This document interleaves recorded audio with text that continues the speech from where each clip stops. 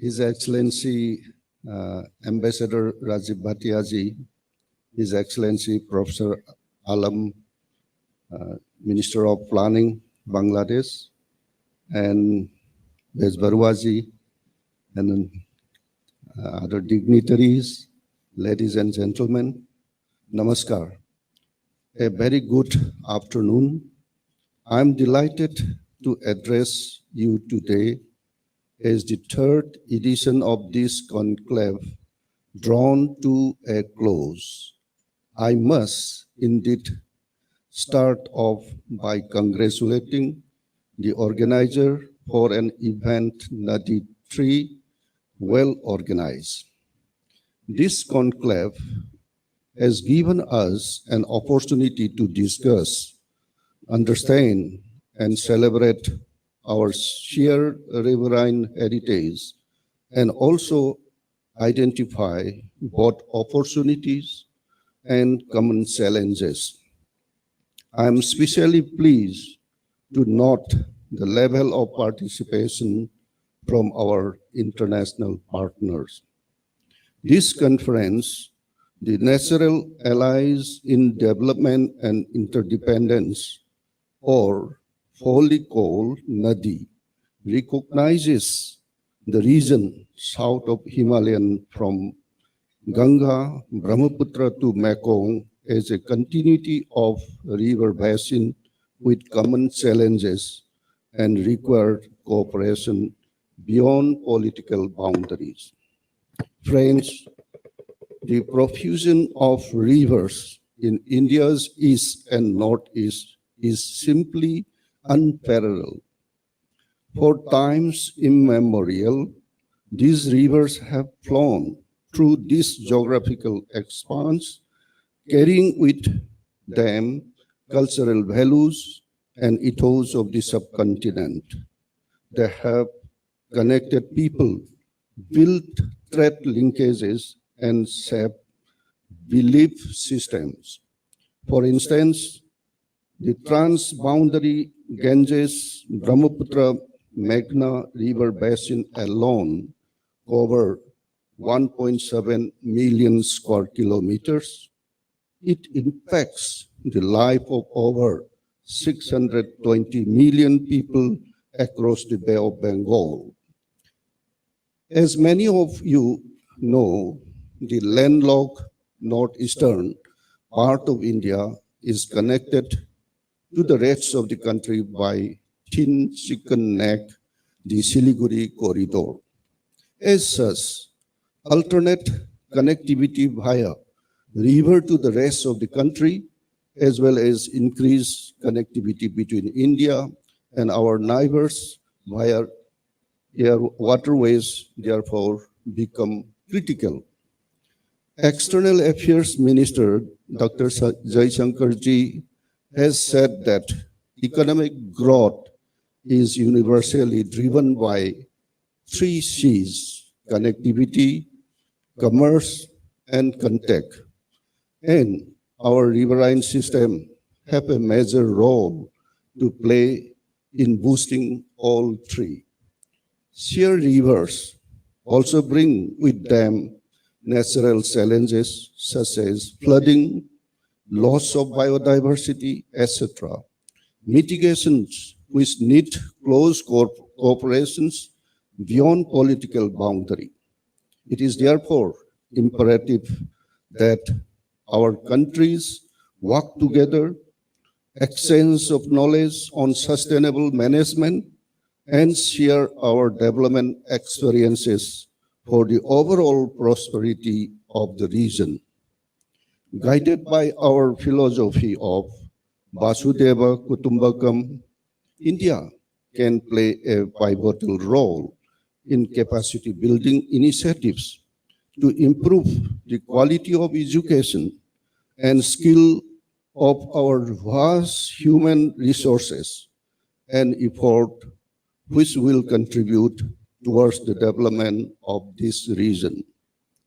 Educational ties have always been a robust bridge between India and our neighbors in the Bay of Bengal region. The Jakatas and other historical records reveals that the knowledge center of Taxila, Nalanda, and Vikramshila drew academics from all over the region. And while there is more part to cover, this tradition has continued through till that. In the year 2019 and 20, 28% of India's foreign students were from Nepal, 4.6% from Bangladesh, and 3.8% from Bhutan. Indian university have also imparted training to political leaders from across the regions. Friends, understanding the importance of educational exchanges with our BIMSTEC partners, Prime Minister Modi ji announced several education and capacity building initiatives during the fourth BIMSTEC summit in the year 2018. India has since offered 31 scholarships for students from BIMSTEC member states in Nalanda University. India also announced the establishment of Center for Bay of Bengal Studies at Nalanda University, which would undertake research on art, culture, maritime laws, and other subjects, including link connecting the languages in the Bay of Bengal region. At the fifth summit, India increased the scope of the scholarship. India has been offering 30 scholarships annually in traditional medicine through the Ayush Scholarship Program. India also offers 100 slots annually through high-tech program in tourism, renewable energy, entrepreneurship, water-related aspects, agriculture and environment, and disaster management. India also offers 12 slots to research fellowship in advanced medicines. Further, at this summit, an MOU on mutual cooperation between diplomatic academies, training institutes of BIMSTEC member states was signed. Similar capacity building agreement between law enforcement training institutes and forensic sciences institutes were announced. Prime Minister Modi ji also offered to promote joint research and networking between marine scientific institutions. In the area of disaster management, India has conducted training courses and workshops for senior professionals from the region in 2019 and 2020. We conduct a BIMSTEC tri-services, humanitarian assistance and disaster relief exercise called PANEX 21 in December. 2 capacity building workshops were conducted by Gujarat Institute of Disaster Management in 2019 and 2021. India also offered training courses for security officials from member countries. These cover a range of issues from drug trafficking to coastal security. Further, India offered various projects in our northeastern regions in areas of science and technology, including extension of our science and technology intervention in the northeastern region, program for promoting the use of technology in agriculture, energy, and waste management. India has offered a training program for threat officials from member states, which will be conducted by the Indian Council of Research on International Economic Relations. This will enhance the capacity of our official in improving intra-BIMSTEC threats and pave the way of speeding up the deliberation on a BIMSTEC FTA. Friends, I will not be incorrect to say that increasingly the STEM area are taking center stage in our education diplomacy. We have also been focusing on sharpening the vocational skill of candidates from our partner countries. Tailored initiative meant to boost specific sector of their economies.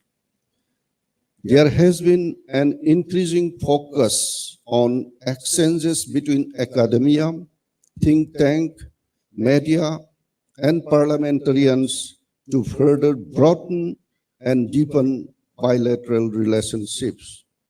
Let me highlight some of the initiatives we have taken in our immediate neighborhoods. About 1,000 Bhutanese students studying in Indian colleges and institutes benefit from the award of the Ambassador Scholarship every year. Last year, we signed an MOU for corporations in the areas of environment with Bhutan, aiming to form a joint working group to undertake collaborative activities such as exchange of knowledge, best practices, and technology transfer. Since 2019, India has been training about 1,800 Bangladesh civil service officials at the National Center for Good Governance, Mussoorie. Annually, around 800 participants from Bangladesh have held the high-tech training courses. A Bangabandhu chair has been recently established in Delhi University. We also have a number of Indian nationals studying in Bangladesh. Around 1,500 scholarship seats are provided every year by to Nepalese nationals for undergoing various courses at all levels under the high-tech program. And professional training is also offered annually, about 250 officials from Nepal. During Prime Minister's recent visit to Lumbini, a range of MOU were signed between Indian and Nepalese educational institutes, solidifying our partnership in this area. These include opening of Dr. Ambedkar's Chair of Buddhist Studies in the Lumbini Buddhist University, ICCR chairs in Tribhuvan University, and in Kathmandu University, MOU for general cooperation between Kathmandu University and Indian Institute of Technology, Madras, a letter of agreement for a joint degree program between Kathmandu University and IIT Madras. Nepal has also expressed interest in joining the Nalanda University. With Myanmar, too, our education and capacity buildings ties have been robust. These include ICCR scholarship and EITech courses. Indian IIT offers 1,000 integrated PhD fellowship for Asian students program. This program itself is a key tool in our effort towards strengthening educational and technological ties with our friends from ASEAN.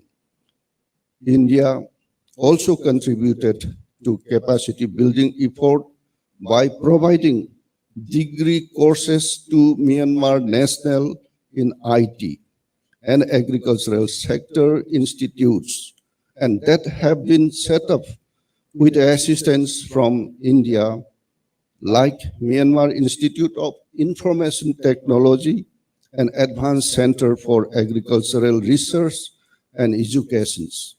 Friend, the Mekong Ganga Cooperation Initiative aims to facilitate closer contact among the people inhabiting the river basin of these two major civilizational rivers. Collaboration on education and capacity building are key pillars of the initiative. Let me go over some of our effort in this direction. India has been offering scholarship to the nations of Cambodia, Laos, PDR, Myanmar, Thailand, and Vietnam under the Mekong Ganga Scholarship Scheme since 2005. Indian Council of Cultural Relations is the nodal agency administering the scholarship. Under Mekong Ganga Collaboration Scholarship Scheme, 50 scholarships are offered each academic year at the level of undergraduate, postgraduate, PhD courses in Indian university to the students of this country.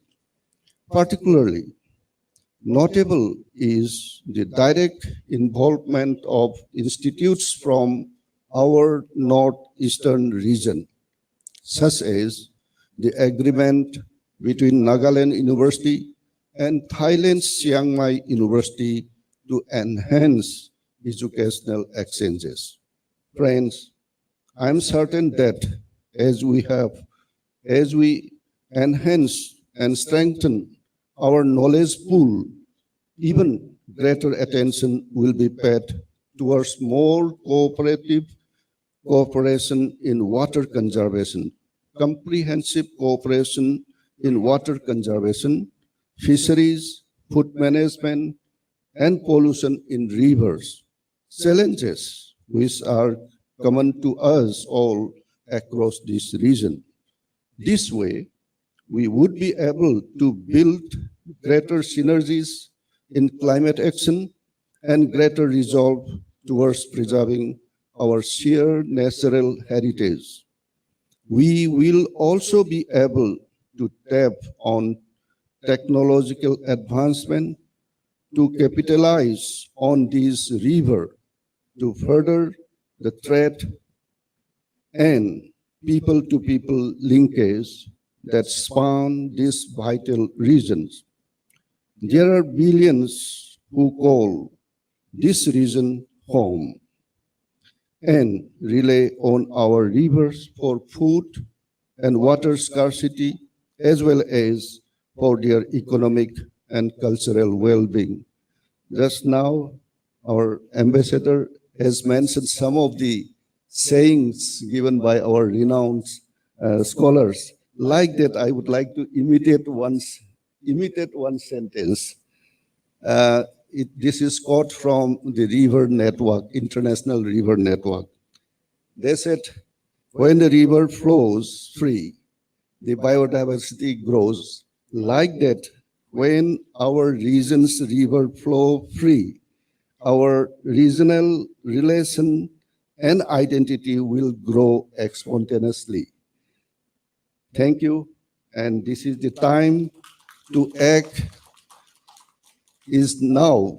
Our time is to act now. So with these few words, once again, I thank you for giving this opportunity and also saying some few words and sharing some my thoughts. So with these few words, I again thank you, all the organizers. Jai Hind.